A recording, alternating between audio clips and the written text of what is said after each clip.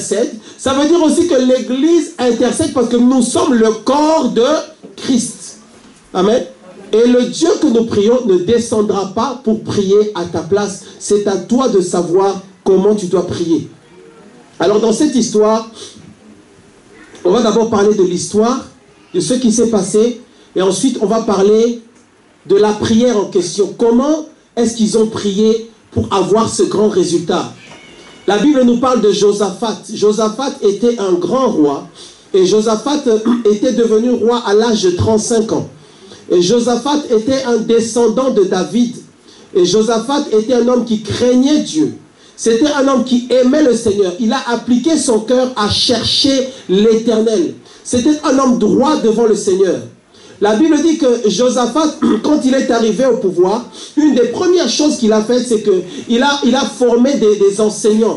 Il a formé des hommes qu'il a envoyés dans les terres afin d'enseigner la loi de Dieu aux hommes. Afin que les uns et les autres soient instruits, qu'ils puissent savoir ce que Dieu demande. Afin que la crainte puisse entrer dans les cœurs des enfants du royaume de Juda. Josaphat, roi de Juda. Ce qu'il a fait a plu à Dieu. Tout allait bien pour lui. Dieu l'a béni. Et Josaphat régnait sur Juda. Tout allait bien. Tout allait bien jusqu'à quand la guerre, il y a trois royaumes qui sont levés afin de venir combattre son royaume. Tu vois la vie, comment elle se passe. Tu peux être dans un temps dans ta vie où tout va bien. Où on dirait que les choses se passent comme tu le veux. Tu as la paix, donc tu dis que c'est la paix de Dieu. Jusqu'à ce qu'il y ait un moment donné où le combat s'abat sur toi. Ça, c'est le rôle de l'ennemi. L'ennemi ne te laissera pas vivre tranquillement en paix sur cette terre. Est-ce que nous comprenons? Tant que nous serons sur cette terre, nous serons dans un combat. Tu es déjà dans un combat. Que tu t'en rends compte ou pas, que tu le vois ou pas, que tu le sentes ou pas, le combat a déjà commencé. L'ennemi est déjà en train de te combattre. Et l'autre jour, je disais que l'ennemi te combat quand tu ne sais même pas qu'il te combat. Tu penses que l'ennemi ne te combat que quand tu as de mauvais rêves la nuit. Tu penses que l'ennemi ne te combat que quand tu es malade. Tu penses que l'ennemi te combat seulement quand tu sens qu'il y a quelqu'un qui vient t'étrangler pendant la nuit quand tu dors. C'est vrai que Satan te combat de cette manière-là. Mais l'ennemi te combat aussi pendant que tu es en train de pécher. Est-ce que nous comprenons? Imaginons un couple qui est dans l'adultère ou dans l'impudicité dans une chambre d'hôtel. Pendant qu'ils sont en train de consommer ce péché-là, l'ennemi est en train de les combattre. Pendant qu'ils sont en train de se réjouir. Pendant quand ils sont dans ce que les Ivoiriens appellent l'embrouillement. Pendant qu'ils sont dans cet embrouillement-là, l'ennemi vient, il vole la santé, il vole la paix, il vole la grâce, il vole la richesse, il vole les enfants. Et quand on sort de ces chambres d'hôtel-là, on est content. On pense que tout va bien. Mais l'ennemi t'a volé 5-6 choses et il te faudra 25 ans pour que tu sois restauré. Donc l'ennemi te combat. Pendant que tu es dans la distraction, l'ennemi est en train de te combattre. Est-ce que nous comprenons? L'ennemi a combattu le roi David pendant qu'il regardait Bathsheba du haut de son balcon. Le problème de David n'a pas commencé quand il a péché avec cette femme-là. Le problème de David a commencé le jour où il a commencé à regarder seulement par-dessus son balcon. Satan te combat, que tu le veuilles ou pas, que tu craignes Dieu ou pas, Satan te combat. D'ailleurs, il combat même encore plus fort pour ceux qui craignent Dieu. Donc si tu crains Dieu, il te combattra plus fort qu'il ne l'aurait fait si tu ne craignais pas Dieu. Si tu as tendance à louer Dieu, Satan viendra te combattre. Le nom Judas, ça veut dire louange. Ça veut dire louer Dieu. Ça veut dire à partir du moment où tu loues Dieu, Satan vient pour te combattre. Mais en même temps, ça glorifie le Seigneur. Pourquoi? Parce que l'ennemi ne veut pas que tu sois en train d'ouvrir ta bouche et de glorifier l'Éternel des armées. Il ne veut pas. Il préfère que tu sois en train de pleurer, de te lamenter. Parce que pendant que tu te lamentes, pendant que tu murmures, tu es en train de glorifier les œuvres du diable. Tu es en train de magnifier, d'élever, d'exposer ce que Satan fait. Et c'est pour ça que tu exposes ce que ça te fait, cette souffrance-là. Donc Satan ne veut pas que tu loues ton Dieu. Parce que quand tu glorifies le Seigneur, eh bien lui, il est affaibli. La Bible dit que Dieu vient régner, siéger au milieu des louanges. de son peuple. C'est pourquoi j'aime quand on prend du temps pour louer Dieu. Bien aimé, quand nous commençons à louer Dieu, ne regarde pas ton frère ou ta soeur comme si on est devenu fou. Tu ne comprends pas ce qui se passe. Pendant que tu loues ton Dieu, il y a des victoires qui se manifestent dans ta vie. Pendant que tu glorifies ton Dieu, si tu savais tout ce qui se passe dans ta vie pendant que tu glorifies le Seigneur. Amen. La louange, c'est le combat spirituel. Amen. Le combat spirituel, ce n'est pas quand tu chasses les démons. Pendant que tu loues ton Dieu, pendant que tu danses pour ton Dieu, tu es dans le combat spirituel. Pourquoi? Parce que tu fais ce que Satan ne veut surtout pas que tu fasses un jour. Est-ce que nous comprenons? Tu fais ce pourquoi justement il te combat. Satan te combat pour fermer ta bouche, pour que tu arrêtes de glorifier Dieu. C'est pour ça que la Bible dit, ils l'ont vaincu à cause du sang de l'agneau et à cause de la parole de leur témoignage. La parole du témoignage, c'est aussi la louange. Quand tu glorifies ton Dieu, l'ennemi est affaibli. Parce que Dieu est dans ses œuvres. Les œuvres de Dieu le glorifient. Chaque fois que tu mets le poing, tu mets le doigt, tu ouvres ta bouche et tu mets en évidence ce que Dieu a fait, la gloire de Dieu descend. Est-ce que tu comprends? Si tu as tendance à élever le nom de ton Dieu, à le glorifier dans les différents événements, dans ce que Dieu fait, ça glorifie son nom. Et à chaque fois que tu fais ça, tu te connectes à la puissance que Dieu a manifestée quand il a agi dans ta vie. Quand nous élevons notre Dieu par rapport à l'œuvre de la croix, chaque fois que nous faisons ces choses-là, nous nous connectons à la puissance qui s'est manifestée à la croix de Golgotha. Amen. Donc, Josaphat, on vient lui annoncer que les fils de Moab, donc Moab, Ammon, la Bible parle des Maonites, je les appellerai Édom ou les Édomites. Donc on a ici Moab, Ammon et Édom qui marchent contre Josaphat. Et la Bible dit que Josaphat était dans la frayeur parce que c'était une multitude, 3 royaumes, 3 rois qui marchaient contre lui. Et Josaphat a eu peur. Josaphat, la Bible parle de frayeur. Ce n'était pas un problème qui ne concernait qu'un seul homme. Il était roi. Il y avait des hommes, des femmes, des enfants, des familles entières qui dépendaient de ses décisions, qui dépendaient de lui, qui se posaient maintenant la question, que va-t-on devenir? Que va-t-on faire? Bien aimé, la menace qui fait le plus peur, c'est la menace de la mort. Amen. La menace de la mort, quand il s'agit seulement d'être frappé ou de subir une violence quelconque, on peut s'en sortir. Mais quand tu sais que si jamais cette guerre, vraiment si on doit entrer dans cette guerre, on va mourir, ça peut faire des choses terribles dans ta tête, dans ton cœur.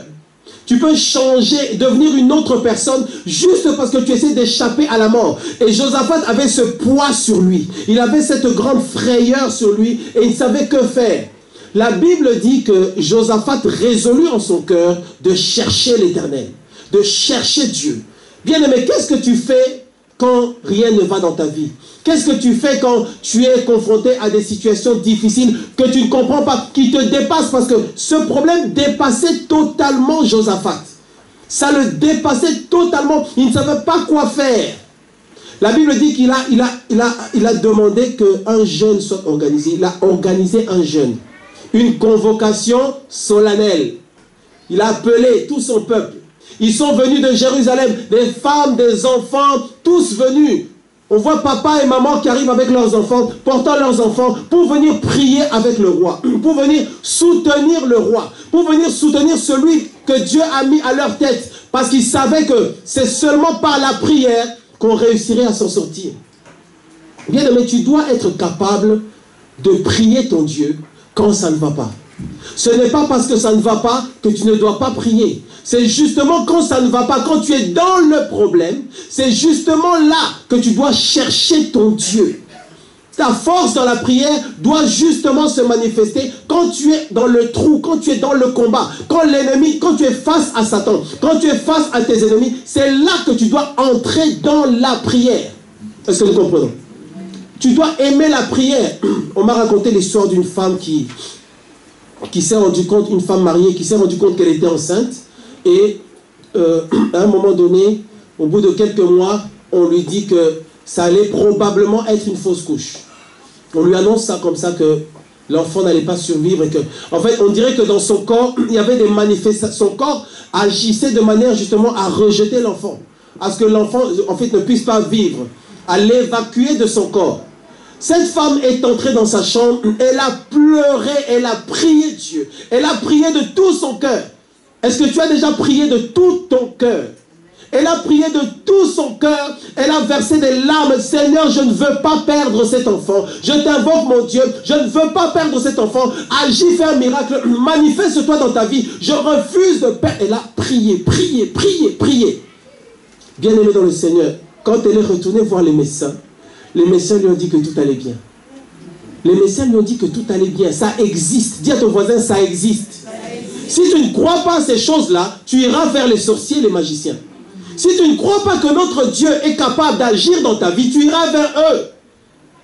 Ce qui fait que beaucoup d'entre nous ont tendance à avoir toujours un plan B. C'est un problème de manque de foi. Si tu n'as pas la foi, le jour où tu as un vrai problème, tu iras facilement frapper à la porte du diable.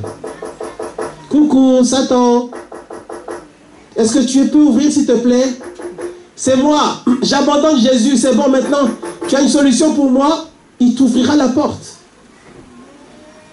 La Bible dit que Jésus se tient à la porte, il frappe. D'accord? Moi, je t'annonce aujourd'hui, l'ennemi Satan aussi. À ton avis, qu'est-ce qu'il fait? Il se tient à la porte. Il a aussi des solutions à te proposer. Tu dois avoir la foi dans le malheur. Tu dois avoir confiance en Dieu quand ça ne va pas. Quand tu es dans le problème, quand tu es dans la difficulté, c'est là que le problème te pose la question, où est ta foi? Comment est-ce que tu réagis quand tu es dans la frayeur? Quand tu es dans un problème? Quand tu es menacé? Quand tu es menacé par quelque chose? Tous, autant que nous sommes ici, bien-aimés, nous avons tous des difficultés. Nous avons tous des combats. Nous avons tous des choses qui menacent notre vie, qui menacent ta santé, ou qui menacent ta stabilité, qui menacent ta paix, qui menacent ton bien-être, qui menacent ton avenir, qui menacent les choses en lesquelles tu espères. Il y a des choses qui sont là et qui te regardent, qui sont face à toi. Alors qu'est-ce que Josaphat a fait?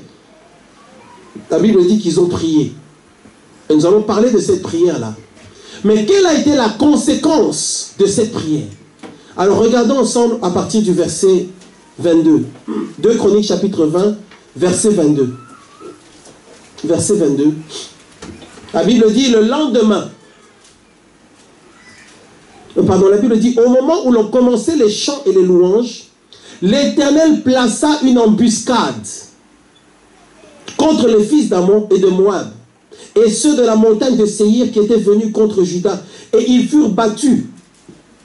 Les fils d'Ammon et de Moab se jetèrent sur les habitants de la montagne de Séhir, Édom, pour les dévouer par interdit et les exterminer. Et quand ils eurent fini avec les habitants de Séhir, ils s'aidèrent les uns les autres à se détruire.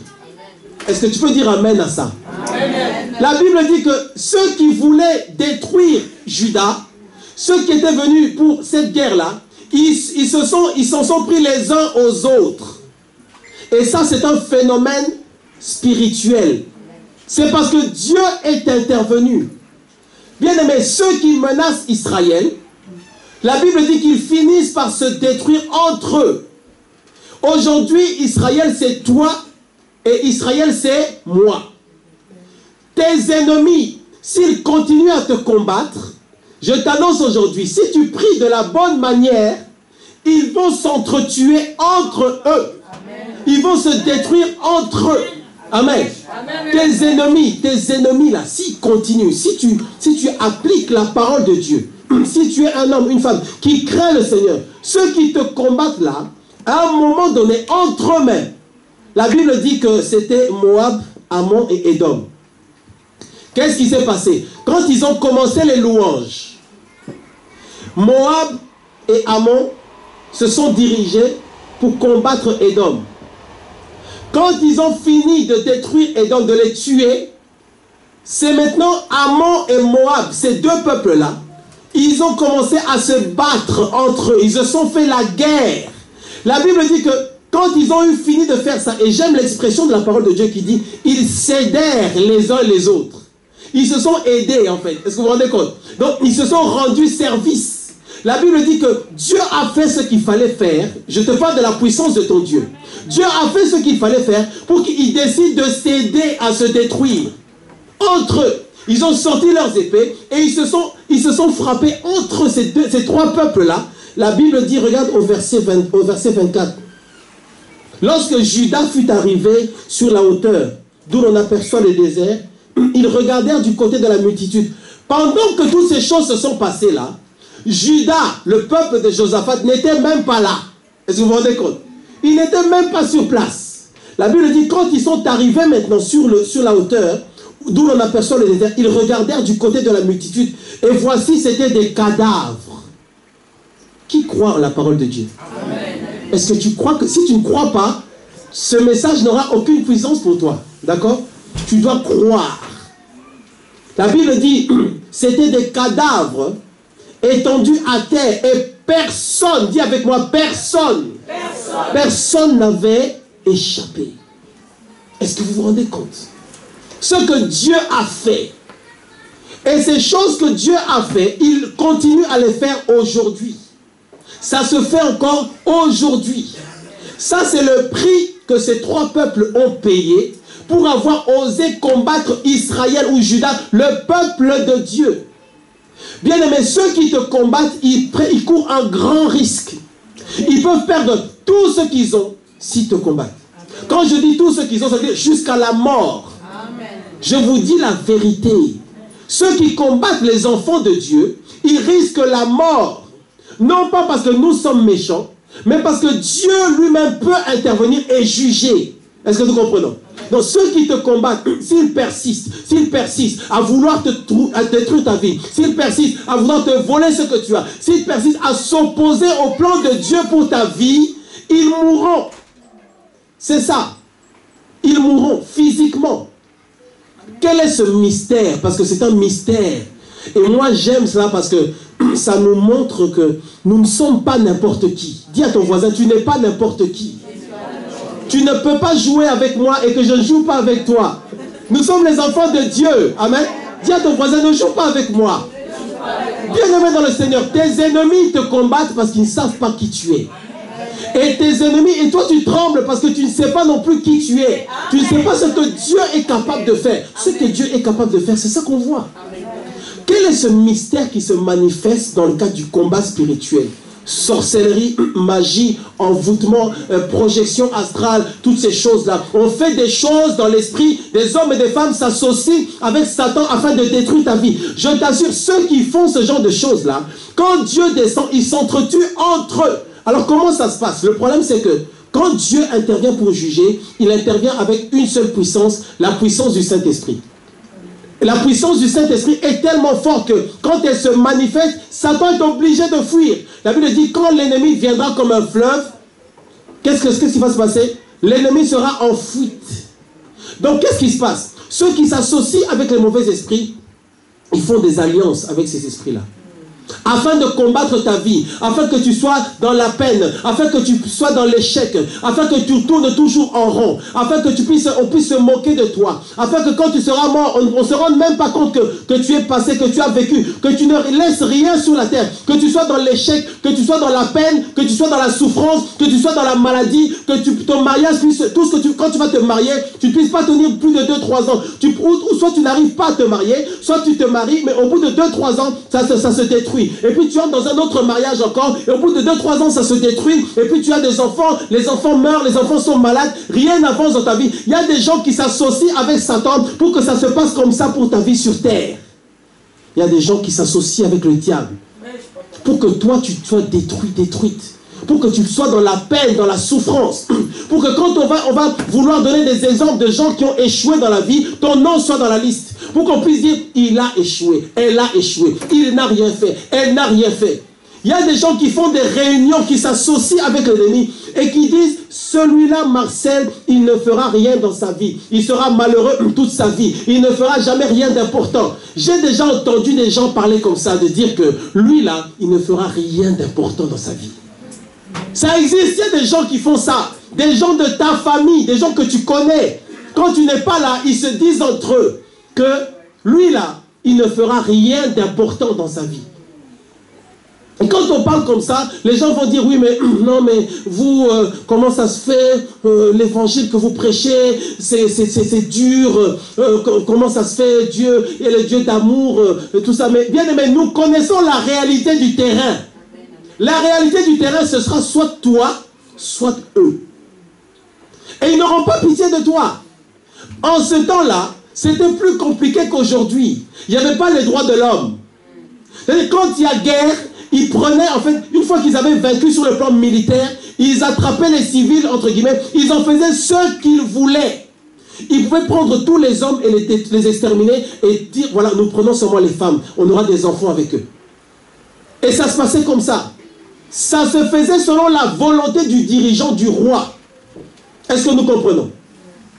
Bien-aimé dans le Seigneur, est-ce que tu réalises que tu es dans un combat? Est-ce que tu réalises que tu es dans un combat? Je viens ce matin t'aider à ouvrir les yeux pour que tu arrêtes de jouer avec ta vie.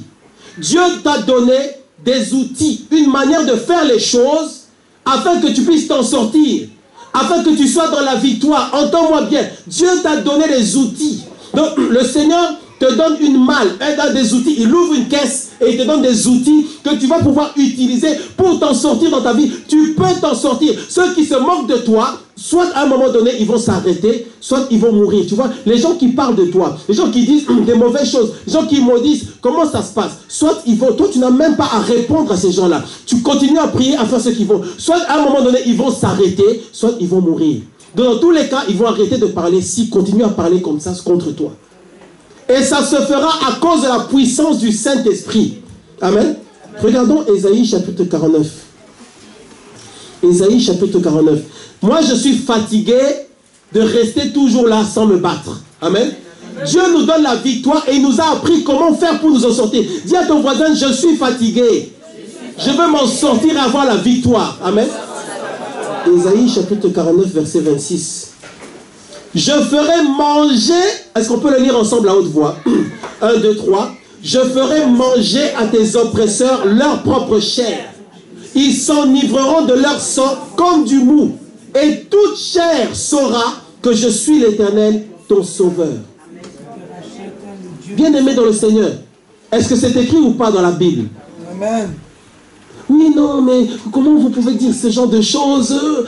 Voilà, Dieu est amour, vous les chrétiens, comment vous commencez à devenir méchants. Nous, on aime bien quand vous ne priez pas. Nous, on aime bien quand vous ne connaissez pas vos droits. Nous, on aime bien quand vous ne connaissez pas la parole de Dieu. Comme ça, vous restez tout doux, tout mou. Et comme ça, nous, les satanistes, on peut vous détruire comme il faut. On préfère quand vous ne savez pas ces choses-là. Comme ça, vous restez sans prier. Alléluia, gloire à Jésus. J'ai des combats, mais ce n'est pas grave. Dieu est amour, bénis mes ennemis. Brèche. Pardon? Tu n'as rien retenu. Qu'est-ce que tu n'as pas retenu? Ésaïe chapitre 49, verset 26. Ah, j'ai été trop vite, hein. Ah là là là là là là. Ésaïe chapitre 49. Il y a encore une autre version qui est meilleure. Amen. J'obligerai à ceux qui t'écrasent à manger leur propre chair. Ça c'est où ça? Ils boiront leur propre sang, ils deviendront ivres. Comme on devient ivre en buvant du vin nouveau. Alors tout être vivant reconnaîtra ceci. Moi le Seigneur, je suis ton sauveur, je suis ton libérateur. Amen. Moi le Dieu puissant de Jacob. Amen. Amen. Bien-aimé, Ésaïe 49, 26. 49, 26. C'est une autre version, hein? D'accord, c'est une autre version, c'est vrai. Bien-aimé, tes ennemis ont des problèmes. Le problème, c'est que toi, tu ne le sais pas encore. Toi, tu ne le sais pas encore. Il y a des choses que tu dois faire pour que tes ennemis commencent à avoir des problèmes. Parce que notre Dieu est un Dieu vrai, un Dieu qui agit puissamment. Soit tu crois, soit tu ne crois pas. Qui croit? Si tu ne crois pas, on te donne, je ne sais pas, une Kalachnikov. Toi, tu crois que c'est, je ne sais pas, c'est un morceau de bois. Et si tu ne crois pas, tu ne peux pas t'en servir. Mais si tu crois en la parole de Dieu. La victoire commence par la foi. Si tu n'as pas de foi, tu ne crois pas, mais tu es détruit. C'est pourquoi souvent les terroristes ou les méchants, les agresseurs quelconques utilisent la technique de l'intimidation. Te faire croire que toi tu es foutu. Alors qu'ils savent que juste à côté de toi, si tu arrives à saisir cette arme-là, ils auront des problèmes. Mais toi tu es tellement pétrifié que tu as peur. Si tu as peur dans ta vie, alors entends bien ce message ce matin. Amen. La Bible dit que quand ils sont arrivés sur les hauteurs, il n'y avait plus que des cadavres. Des cadavres. Ceux qui étaient venus pour les détruire, ils se sont attaqués les uns aux autres. L'épée. Je ne sais pas s'ils avaient des kalachnikovs ou des armes nucléaires, mais il n'y avait plus que des cadavres. La Bible dit que, et on ne sait pas pour quelle raison, ils avaient amené avec eux beaucoup de richesses pour combattre Juda. La Bible dit que les enfants de Juda se sont livrés au pillage du butin. Bien, mais nous, enfants de Dieu, c'est nous qui sommes les vrais pillards. Alors tu regardes, tu crois pas ce que j'ai dit, regarde. 2 Chroniques, chapitre 20, verset 25. Josaphat et son peuple allèrent prendre leurs dépouilles, et ils trouvèrent parmi les cadavres d'abondantes richesses et des objets précieux. Et ils en enlevèrent tant qu'ils ne purent tout emporter. Ils mirent 3 jours. Dis un peu avec moi, 3 jours. Est-ce que tu te rends compte de la taille de ce butin-là? Si ils ont commencé à récupérer le matériel, à récupérer l'or et l'argent, à récupérer ce qui appartenait à ces 3 rois-là, ils ont pris une journée entière. Et à la fin de la journée, ah mais vraiment dis donc, mais on n'a pas fini, hein? On voit qu'il y a encore plein de choses partout sur la colline là-bas. Il faut qu'on continue, qu'on récupère tout. 2e journée, 3e journée, juste à récupérer le butin de gens qui étaient venus pour les détruire. Bien, mais ça, c'est ce qui arrivera à ceux qui veulent détruire ta vie. Amen. Amen. Ceux qui veulent détruire ta vie, toi-même, tu vas les piller. Amen. Amen. La Bible dit que c'est le 4e jour. Le 4e jour, ils ont discuté avec eux, entre eux. Ils se sont dit, ok, maintenant on retourne à Jérusalem. C'est fini. La Bible déclare, 2 Chroniques chapitre 20, verset 26. Là, on est dans l'histoire. D'accord? Le 4e jour, ils s'assemblèrent dans la vallée de Beraka, où ils bénirent l'Éternel. C'est pourquoi ils appelèrent ce lieu vallée de Beraka, nom qui est resté jusqu'à ce jour. Tous les hommes de Juda et de Jérusalem, ayant à leur tête Josaphat, partirent joyeux, dis un peu avec moi, joyeux, pour retourner à Jérusalem, car l'Éternel les avait remplis de joie en les délivrant de leurs ennemis. Nous parlons de la délivrance. Si tu n'expérimentes pas la délivrance dans ta vie, tu n'auras pas de joie. Parce que c'est quand le Seigneur t'aura délivré que ta joie va se manifester. Tout ce que l'ennemi t'empêchait de faire, tu pourras le recevoir. Amen. Regardons aussi Ésaïe chapitre 8. Ésaïe chapitre 8. Ésaïe chapitre 8. Ésaïe chapitre 8, versets 9 à 10. Ésaïe chapitre 8, versets 9 à 10. Est-ce que tout le monde y est? Ou je vais trop vite? Je vais vite parce que je vais arriver au message. J'ai soif. Je suis comme une femme enceinte. Elle veut donner ce message-là afin qu'on puisse s'en sortir, avoir la victoire. Amen. La victoire est pour toi. Amen. La victoire. Vous croyez, en fait, vous croyez, je crois que vous n'avez pas compris. Vous croyez que je vous prêche à vous. C'est ça, vous croyez que je vous prêche à vous, en fait. Mais je vous prêche à moi-même. D'accord? Donc, nous, on est ensemble en train de manger. C'est pour ça, sois attentif et reçois bien la parole de Dieu. Amen.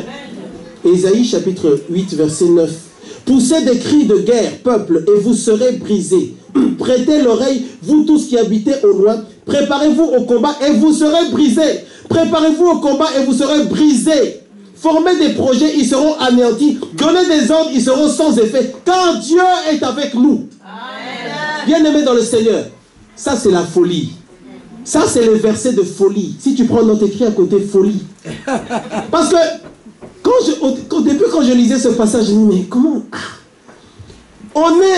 c'est nous qui sommes en difficulté et Dieu parle, il dit on dit ça à nos ennemis. Donc on leur dit faites ce que vous avez à faire, continuez à faire. Vous-même vous serez détruits. Continuez allez-y promptement, continuez à le faire. Continuez à avancer, allez-y avec courage, allez-y, allez, continuez, boum, boum, boum. Mais vous verrez vous-même, ça se retournera contre vous. Amen. C'est là que pendant la nuit, Dieu va commencer à te montrer des rêves où tu vois qu'une porte s'ouvre et on te tire dessus. Mais dans le rêve, tu ne sens rien. Et quand tu te lèves le matin, tu te dis, mais dis donc, j'ai vu qu'on me tirait dessus, mais je suis encore là. Parce que Dieu dit, toute arme forgée contre toi sera sans effet. Toute arme forgée contre toi sera sans... Ça veut dire, soit tu crois, soit tu ne crois pas. Mais j'espère que nous croyons tous. Suite de l'histoire.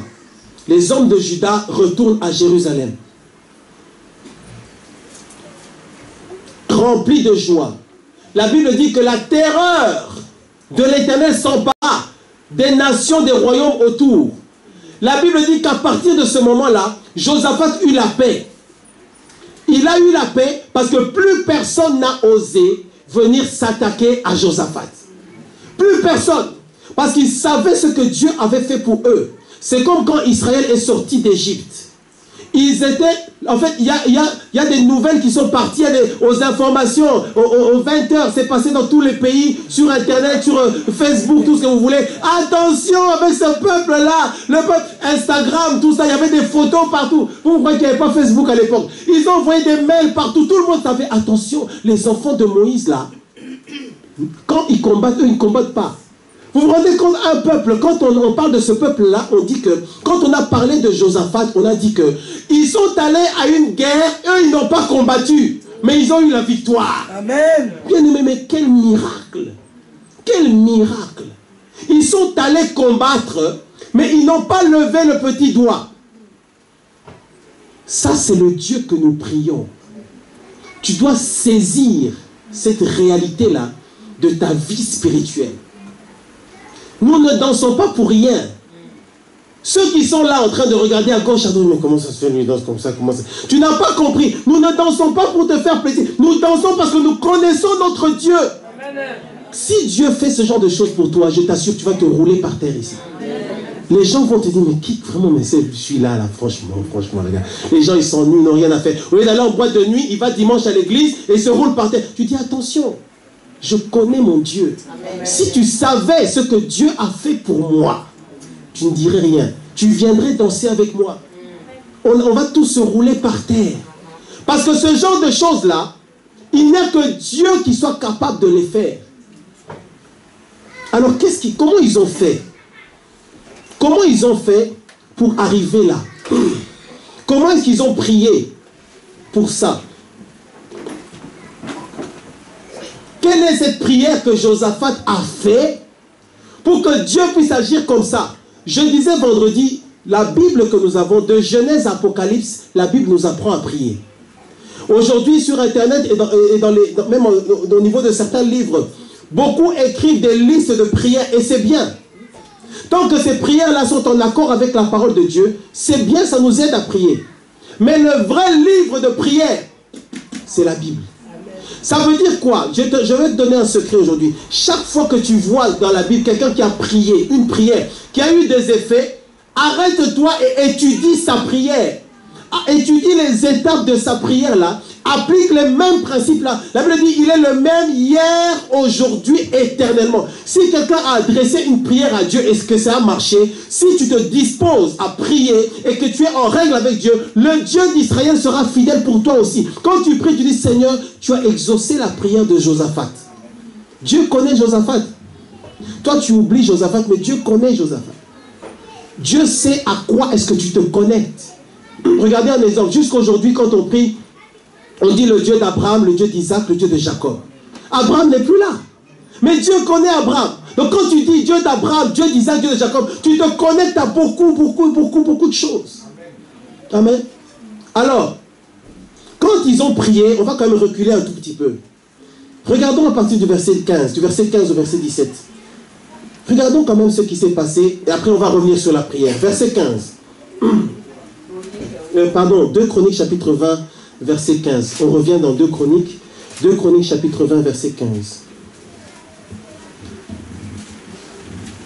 Quand ils ont eu fini de prier, Dieu leur a parlé. Bien-aimé, comment est-ce que tu sauras que ta prière est efficace? Tu le sauras par deux choses, deux événements. Trois choses plutôt. Quand tu auras prié et que ta prière aura été efficace, tu verras que quand tu auras fini de prier, Dieu va te parler. D'une manière ou d'une autre, Dieu va te parler. Quand tu dormiras, Dieu va te montrer des choses. L'autre manière de savoir que ta prière a été efficace, quand tu auras fini de prier, Satan va t'attaquer. D'accord? L'ennemi t'attaque parce qu'il a peur de ce que tu fais dans ta prière, du travail spirituel que tu fais là. Ça le dérange. Ici, ils ont eu une conséquence après la prière de Josaphat. La Bible dit, et Jachaziel, dis un peu Jachaziel. Jachaziel. Voilà. Il y en a qui disent Jachaziel. Bon. Et Jachaziel dit, en fait je prends à partir du verset 15, verset 14. Alors l'Esprit de l'Éternel saisit au milieu de l'assemblée. Donc ils étaient dans l'assemblée, dans le jeûne et dans la prière. Toi qui n'aimes pas jeûner, toi qui n'arrives pas à jeûner, toi qui fuis le jeûne comme la peste, bien-aimé, apprends à jeûner. Dis à ton voisin, apprends à jeûner. Dis de l'autre côté, commence à jeûner. Tu attends d'avoir de grands combats pour apprendre à jeûner, ce sera difficile. Mais si tu es habitué à jeûner, tu peux jeûner, tu peux tenir, bien aimé. Il y a certaines choses que tu n'auras pas dans ta vie si tu n'es pas un homme ou une femme de jeûne. Et je ne parle même pas de jeûner beaucoup tout le temps, mais de temps en temps, il faut que tu jeûnes. Est-ce que tout le monde entend bien? Tout Juda, verset 13, se tenait debout devant l'Éternel avec leurs petits-enfants, leurs femmes, leurs fils, tout un peuple, tout un royaume, ayant décidé de jeûner. À l'époque, quand ils jeûnaient même avec les enfants. D'accord? J'ai même lu un passage où on dit que quand ils jeûnaient, même les animaux jeûnaient. Vous vous rendez compte de la foi qu'ils avaient? Ils faisaient comment? Même les animaux, ils ne leur donnaient pas à manger. Pas dans Carrefour, tout ça, croquettes pour chien. Non. Aujourd'hui, Milou, tu vas prier. Ils étaient debout devant Dieu en se posant la question, mais si Dieu n'exauce pas cette prière, tu vois, il y a prier et prier. Quand tu pries, si tu sais ce que tu risques, tu pries différemment. Tu ne pries plus une prière intellectuelle. Oh Seigneur, nous saluons ton excellente présence. Seigneur, nous voulons magnifier ton nom en ce jour. Oh, combien excellent, dont nous dirons, Seigneur, que tu nous as visités. Non, c'est pas ça. Bien-aimé, tu pries de tout ton cœur. Ils étaient là avec les enfants, avec les femmes, en attendant que Dieu parle. La Bible dit, alors, verset 14, l'Esprit de l'Éternel saisit au milieu de l'assemblée Jachaziel, fils de Zacharie, fils de Benaja, fils de Jéiel, fils de Matania, lévite d'entre les fils d'Azaph. Et Jachaziel dit, soyez attentifs, tout Juda et habitants de Jérusalem, et toi, roi Josaphat, ainsi vous parle l'Éternel, ne craignez point et ne vous effrayez point devant cette multitude nombreuse, car ce ne sera pas vous qui combattrez, ce sera Dieu. Demain, descendez contre eux. Ils vont monter par la colline de Tits et vous les trouverez à l'extrémité de la vallée en face du désert de Jéruel. Vous n'aurez point à combattre dans cette affaire. Bien-aimé dans le Seigneur, écoute ce que Dieu nous dit. Tous les combats que tu as dans ta vie, tous les combats que tu... À partir du moment où tu es devenu enfant de Dieu, qui est enfant de Dieu? À partir du moment où tu es enfant de Dieu, je t'annonce aujourd'hui, de la part du Seigneur et selon sa parole, tous les combats auxquels tu es confronté, ce ne sont pas tes combats à toi. Dieu te dit, ce n'est pas à toi de combattre, tu ne combattras pas. Le combat est à l'Éternel. Le combat n'est pas à toi. Tu dois comprendre ça, tu dois saisir ça dans ton cœur. Les combats auxquels tu es confronté, ce sont les combats de Dieu. Parce que toi, tu ne pourras rien faire. C'est Dieu lui-même qui combattra pour toi. Ta tension commence à monter parce que c'est toi-même qui combats. Tu commences à être malade parce que c'est toi-même qui combats. Tu commences à te stresser. Tu commences à te rendre malheureux, malheureuse parce que c'est toi-même qui combats. Parce que tu veux toi-même être dans le combat. Dieu te dit, écarte-toi. Laisse-moi gérer les choses. Quand tu es face à un combat, à quelque chose qui te dépasse, si c'est quelque chose qui est à ta hauteur, s'il s'agit de saisir une boîte de mouchoirs, Dieu te laisse faire. Mais quand c'est quelque chose qui est au-dessus de toi, notre Dieu qui est le Dieu d'amour, qu'est-ce qu'il dit? Écarte-toi. Laisse-moi combattre ce combat. Toi, tu ne peux pas. Le problème, c'est que parfois, tu te prends toi-même pour Dieu. Tu crois que tu peux faire face à Satan. Parce que derrière ces puissances-là, c'est Satan. C'est le diable. C'est Dieu qui combat pour toi. C'est Dieu qui combat pour toi. Ce n'est pas à toi-même de chercher à combattre. La Bible dit le combat est à l'Éternel. Arrête de te stresser, de te rendre malheureux, arrête d'être troublé, tu ne sais plus quoi faire, tu ne comprends plus rien, tu es déboussolé, tu es enfant de Dieu, mais au travail de temps en temps, on a l'impression que c'est toi le plus malheureux, la plus malheureuse. Moi, il m'est arrivé à un moment donné d'avoir certains problèmes. Quand j'étais au travail, je discutais avec les collègues et je voyais comment ils discutaient de leur vie, tout ça. Je vous assure, à ce moment-là, je me disais sincèrement, moi je suis quelqu'un d'honnête, d'accord? L'honnêteté, c'est quand c'est vert, tu dis que c'est vert. Quand c'est rouge, tu dis que c'est rouge. Et pendant qu'on parlait, je me disais, mais attends. Par rapport à ce que moi je sens et ce qu'eux disent, ce qui se passe dans leur vie, honnêtement, là, tout de suite, là, c'est moi qui suis le plus malheureux dans l'équipe. Pourtant, moi, j'ai Jésus. Pourtant, moi, j'ai Christ. C'est moi qui suis le chrétien. Si des démons se manifestent ici, c'est moi qui vais dire au nom de Jésus. Ils vont tous fuir. Pourquoi? Parce qu'on a tendance nous-mêmes à essayer nous-mêmes de combattre. Je t'annonce aujourd'hui, les choses qui combattent ta vie là, ce n'est pas à toi de les combattre. Dis à ton voisin, ce n'est pas à toi de les combattre. Ça, il faut que ça entre dans ton cœur, il faut que ça entre dans ton esprit. Ce n'est pas à toi, sinon tu ne seras pas délivré. Ce n'est pas à toi les choses que tu pries en ce moment. Seigneur, je chasse ceci. Oh Dieu, je prie pour ce problème. Ce n'est pas ton combat à toi, c'est le combat de Dieu. C'est l'Esprit de l'Éternel qui est descendu ce jour-là pour leur dire, avant que la délivrance se manifeste, avant que le miracle se manifeste, tu vois que l'Esprit de Dieu est venu leur parler avant la victoire. L'Esprit leur dit, avant que je vous puissiez les écraser, en fait, avant que j'intervienne en votre faveur, je veux qu'on soit d'accord. Ce n'est pas à vous de faire quoi que ce soit. Dieu lui-même combattra pour toi. Dieu lui-même combattra pour toi. Arrête de te lamenter, de t'agiter à gauche, à droite. C'est le Dieu d'Israël lui-même qui combattra pour toi. Si tu maîtrises, si tu arrives à intégrer ce genre de verset-là, tu verras que tu seras moins troublé. Tu verras que tu auras une paix. Parce que tu sais que Seigneur, c'est toi qui combats pour moi. C'est là que la Bible dit, tu entres dans ta chambre, tu fermes la porte et tu parles à ton Dieu. Quand tu sors de là, tu es tranquille. Comment vas-tu t'en sortir, frère? Je ne sais pas. Mais écoute, il faut que tu fasses... Non, je mets ça dans la main de Dieu. Dieu va agir. Oui, mais ma soeur, écoute, il faut absolument que tu fasses ça. Il faut que tu peux pas... Tu dis non. Je mets ça dans la main de Dieu. Dieu va s'en charger. Mon frère, il faut que tu ailles... Écoute, moi, si j'étais à ta place, je ferais ça. Et puis, appelle telle personne, puis fais ça. Et puis, tu vas te retrouver en train de pratiquer la sorcellerie inconsciente. Parce que tu n'as pas confiance en Dieu. L'Esprit de Dieu est descendu pour leur parler. Moi, j'imagine la scène, un peuple entier debout devant Dieu. C'est pourquoi moi, j'aime le peuple d'Israël. Il faut que tu puisses aimer le peuple d'Israël. C'est eux qui nous apprennent à marcher avec Dieu. Ils étaient debout avec leurs enfants devant Dieu en attendant ce jour-là. Si Dieu ne parle pas, demain nous mourrons tous. Dieu leur dit, vous, dans cette affaire-là, vous ne combattrez pas.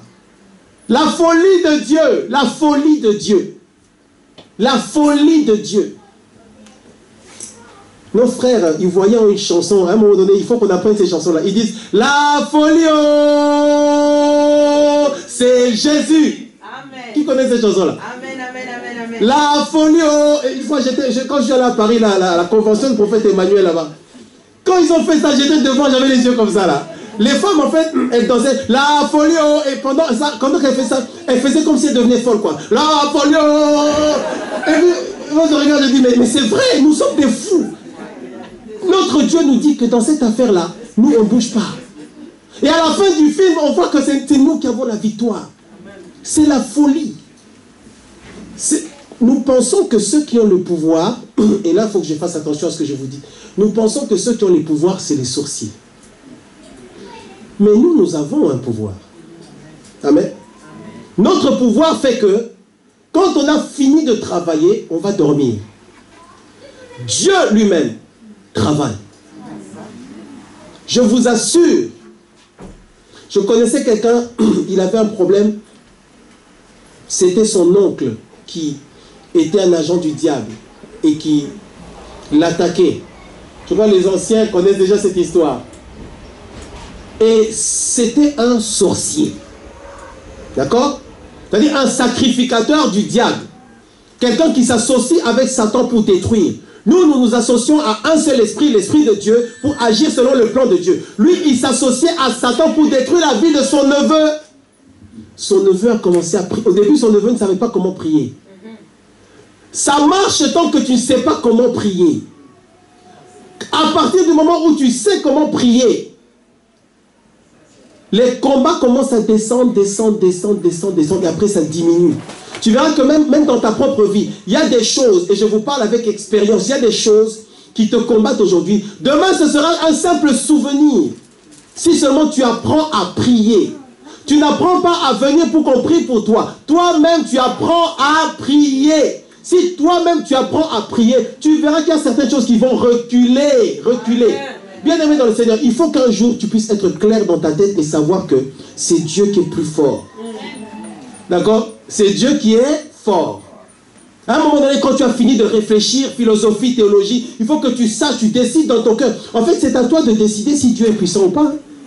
Dieu ne va pas descendre pour te montrer qu'il est puissant pour que tu puisses croire. C'est à toi de croire avant qu'il est puissant et c'est là que tu vas voir sa gloire. L'Esprit descend et leur dit, dans cette affaire, vous ne combattez pas. La Bible dit qu'ils se sont prosternés devant Dieu. Ils l'ont adoré, ils l'ont loué. Et c'est là, pendant qu'ils étaient dans la louange, de l'autre côté, les ennemis étaient en train de s'entretuer. Pendant que tu loues ton Dieu, tu es dans le combat spirituel. C'est pourquoi enlève de ta tête cette théologie-là, ou cette doctrine-là, que le combat spirituel commence par au nom de Jésus. Non. Le combat spirituel commence par la foi et la louange. Quand tu es dans la louange, c'est parce que tu as foi et confiance en Dieu. L'ennemi est déjà en train d'être défait. Maintenant, rapidement, et aujourd'hui déjà, on va déborder d'au moins 10 minutes. D'accord? Comment est-ce que Josaphat a prié pour arriver à ce résultat-là? Comment il a fait? 5 étapes. Première étape, à partir du verset 6. Josaphat est devant les enfants de Dieu. Il est au milieu d'eux en fait. Josaphat, 2 Chroniques chapitre 20 verset 6, commence à prier. Oh Dieu, n'es-tu pas le Dieu de nos pères? Ça, ce sont des prières qu'il faut que tu apprennes à faire. Si tu veux avoir la victoire sur Satan, écoute-moi bien, enfant de Dieu de l'Assemblée des Saints Bethesda. Si tu veux avoir des résultats dans ta vie, tu dois pouvoir prier avec les étapes qu'on va voir ici. Il a commencé en disant, n'es-tu pas le Dieu de nos pères? N'es-tu pas le Dieu vivant? Alors ici, je vais en même temps extrapoler pour que cette prière devienne encore plus riche, mais ça va dans le même sens. Le principe de cette prière, c'est que tu dois d'abord reconnaître Dieu. Reconnaître Dieu. Reconnaître le Dieu que tu invoques, le Dieu que tu appelles. Tu dois le reconnaître. Tu dois montrer à Dieu, aux démons et aux anges que tu veux l'invoquer lui. Verset 6, il dit, n'es-tu pas le Dieu de nos pères? Et toi, quand tu pries, tu dis, n'es-tu pas le roi de gloire? N'es-tu pas le Dieu vivant? N'es-tu pas le seul et l'unique Dieu? N'es-tu pas toi le Dieu vivant qui a créé le ciel et la terre? Il dit, n'es-tu pas celui qui est au-dessus de tous les royaumes de ce monde? N'es-tu pas celui qui est au-dessus de toutes les nations de ce monde? Tu pries ton Dieu, tu dis, Seigneur, n'es-tu pas au-dessus de toutes les familles de la terre? N'es-tu pas au-dessus de tous les hommes vivants? N'es-tu pas plus grand que tous ceux qui sont morts? N'es-tu pas plus grand, plus puissant que tous les esprits? La Bible dit, il est le Père des esprits de toute chair. Amen. Tu glorifies ton Dieu, tu dis, Seigneur, n'es-tu pas le Dieu vivant? N'es-tu pas toi le Seigneur de gloire? Parce qu'ils étaient là, c'était face à la mort, avec tout son peuple. Il dit, n'es-tu pas, n'est-ce pas toi qui domines sur tous les royaumes des nations? Quand tu dis ça, tu dis à Dieu qu'il est au-dessus de tout être humain. Ceux qui sont passés, ceux qui sont présents et ceux qui viendront. C'est-à-dire, tu dis à Dieu que dans ces êtres humains-là, il y en a 2, 3, 4, 5 ou 6 qui sont tes ennemis dans cette affaire-là. Donc tu dis déjà que Seigneur, moi je déclare que tu es au-dessus de ces petits bonhommes-là. Tu es au-dessus d'eux. N'es-tu pas toi, n'es-tu pas le rocher des anges? Est-ce que, n'est-ce pas toi qui as dans ta main la force et la puissance? Et à qui nul ne peut résister. Yes. N'est-ce pas toi, oh Dieu, à qui nul ne peut... Seigneur, tu as entendu ce qu'ils ont dit pour moi. Tu as entendu les menaces, tu as entendu les malédictions. Mais toi, Seigneur, n'est-ce pas toi le Dieu dont on dit que nul ne peut te résister? La réponse est, c'est toi. Oui, Seigneur, moi je dis que c'est toi. Tu dois prier la première étape, et là je dois aller rapidement. La première étape, c'est ça. Reconnaître à qui est-ce que tu fais appel. N'est-ce pas toi le Dieu qui a dans ta main la puissance et la force? La puissance, pas une puissance, la puissance, la seule puissance. N'est-ce pas toi qui es le roi de gloire? N'est-ce pas toi qui as créé le monde entier? N'est-ce pas toi qui décides de la vie et de la mort? N'est-ce pas toi qui as toujours le dernier mot? N'est-ce pas toi le Dieu de nos pères? Le Dieu d'Abraham, le Dieu d'Isaac, le Dieu de Jacob? N'est-ce pas toi qui es au-dessus de tous les royaumes de la terre, toutes les nations? Là, en disant ça, tu touches le monde entier. Le monde entier, tu le rabaisses et tu élèves Dieu. Tu dis, Seigneur, tu es au-dessus du monde entier. Et je me connecte à toi dans ce temps-ci. Ça, c'est la première étape. Reconnaître Dieu. Amen. Deuxième étape de la prière de Josaphat. Verset 7. Ici, et j'avance rapidement, il s'agit de témoigner de ce que Dieu a fait pour toi. Dans la prière, il a commencé à raconter ce que Dieu avait fait. N'est-ce pas toi, verset 7, notre Dieu qui a chassé les habitants de ce pays devant ton peuple, et ainsi de suite. N'est-ce pas toi qui as fait? Quand tu pries Dieu, tu dois déjà te connecter à qui il est et te connecter à ce que Dieu a fait dans ta vie. Ils l'ont vaincu à cause du sang de Jésus et de la parole de leur témoignage. Parle à Dieu de tes témoignages. Chaque fois que Dieu est intervenu dans ta vie, il a libéré une option, il a libéré une puissance. Quand tu es dans difficulté, tu dois te connecter à ce que Dieu a fait pour toi dans le passé. Seigneur, n'est-ce pas toi qui m'avais guéri? N'est-ce pas toi qui m'as délivré? N'est-ce pas toi qui m'as sorti de telle ou de telle situation? Tu le dis à Dieu. Quand tu dis ça à Dieu, Dieu voit que tu as foi en lui, comme quoi la même personne qui est intervenue pour toi dans le passé interviendra maintenant. Tu dois te connecter à ton témoignage. Tu te connectes à ton témoignage. Certains d'entre vous, le problème c'est que vous oubliez ce que Dieu a fait pour vous. Tu oublies. Connecte-toi à ce que Dieu a fait pour toi. Seigneur, j'étais malade. Fais à Dieu, sors à Dieu ton CV. Et là, je n'ai pas le temps. Il y a un autre roi, à un moment donné, Dieu envoie le prophète Ésaïe pour lui dire, dans quelques jours, tu meurs. La Bible dit, il a commencé à prier, il a sorti son CV spirituel. Seigneur, j'ai fait ça pour toi, j'ai fait ça pour toi, j'ai fait ça pour toi, j'ai fait ça pour toi, j'ai fait ça pour toi, j'ai fait ça pour toi, j'ai fait ça pour toi. Moi, bien-aimé, si quelqu'un parle comme ça à moi, homme faible, pécheur, d'accord? Si quelqu'un parle comme ça, je m'arrête, je réfléchis, je revois sa copie. Parce que je suis loyal. Alors imaginez Dieu. Si tu commences à lui dire les choses que tu as fait et des choses que lui a fait pour toi, tu dis, Seigneur, n'est-ce pas toi, quand j'étais malade, qui est intervenu, j'avais prié, tu m'as guéri.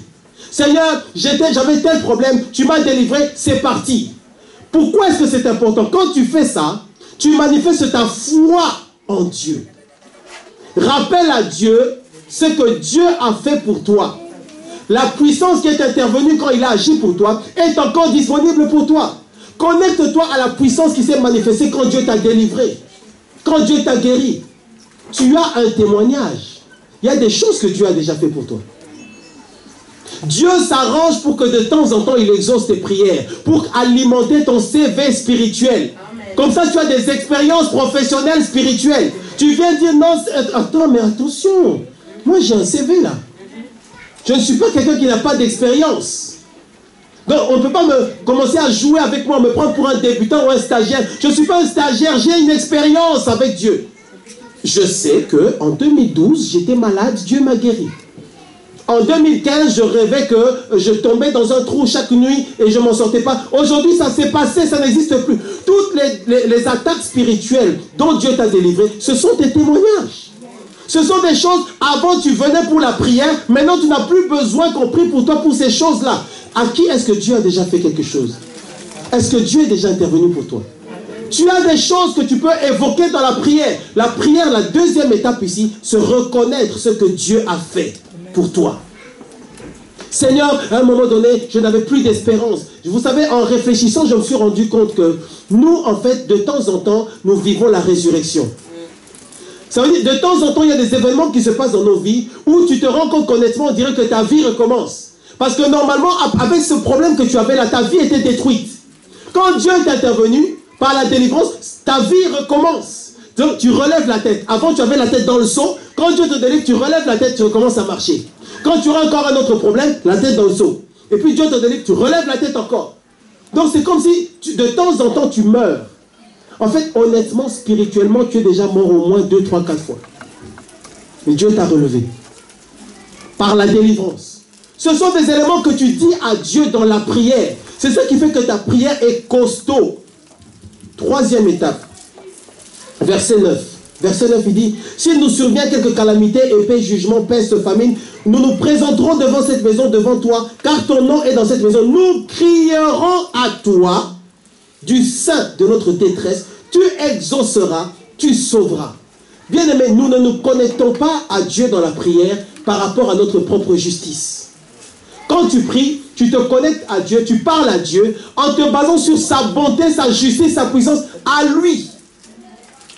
Donc quand tu entres dans la prière, tu dis, Seigneur, malgré que j'ai des faiblesses, je compte sur le sang de Jésus pour me purifier. Mais tu avais dit que si je viens t'invoquer, tu allais répondre. Bien-aimé, ici, Josaphat fait une prière puissante, une mise au point. Une mise au point. La mise au point, c'est dire, Seigneur, c'est toi qui es Dieu, on est d'accord.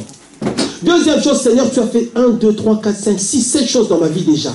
Troisième chose, tu dis, Seigneur, dans ta parole, dans la Bible en 2017, dans la Bible, dans l'histoire à l'époque, il savait que Dieu avait dit que s'il venait devant lui, s'il criait à Dieu, Dieu allait exaucer, Dieu allait agir. Ils ont redit à Dieu ses promesses.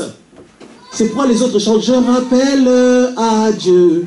Il a rappelé à Dieu, tu avais dit.